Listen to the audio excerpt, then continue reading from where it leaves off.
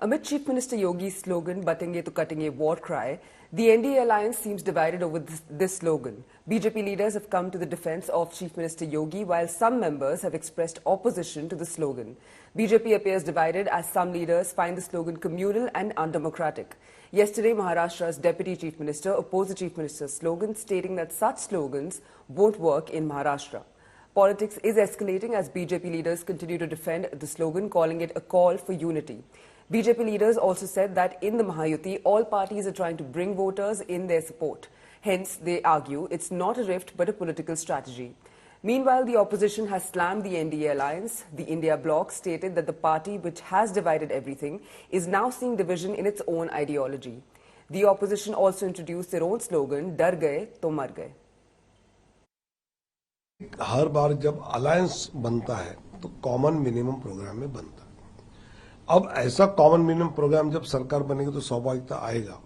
अब इसमें अजीत दादा का कहना उनकी जो सोच है, उनकी जो वोट बैंक है, उसके लिए सही भी हो सकता है, लेकिन हमको लगता है कि देश और राष्ट्र और महाराष्ट्र की प्रगति होने की जो सोच रखते हैं, उनमें बंटवारा हो गया तो कट जाएंगे।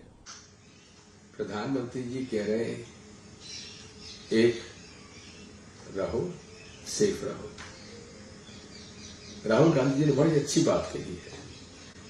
कुछ लोगों के चित्र बताए हैं जो पूरे तरीके से आज इस देश की अर्थव्यवस्था पर इस प्रकार से मोनोपोलाइजेशन करना चाहते हैं कि दूसरा कोई जिंदा ही ना रहे, और जब तक वो एक है तो सेफ है। ये बात तो सही कही उन्होंने। उत्तर प्रदेश से आया हूं।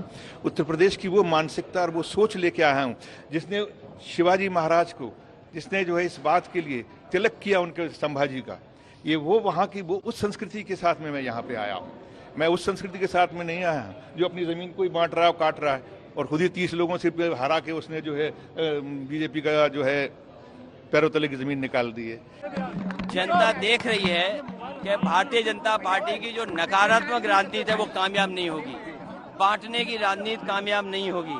जो उनकी नेगेटिविटी है और जानबूझ करके जनता को जो परेशान कर रहे हैं, किसान को डीएपी न दे करके, खाद न दे करके ये परेशान कर रहे हैं, नौजवानों की नौकरी को उलझा करके ये परेशान कर रहे हैं। न केवल पढ़े लिखे जो अपनी तैयारी कर रहे थे, उनके भविष्य के साथ खिलवाड़ कर रहे हैं। इस सरकार के खिलाफ आज जनता दिखाई दे रही है।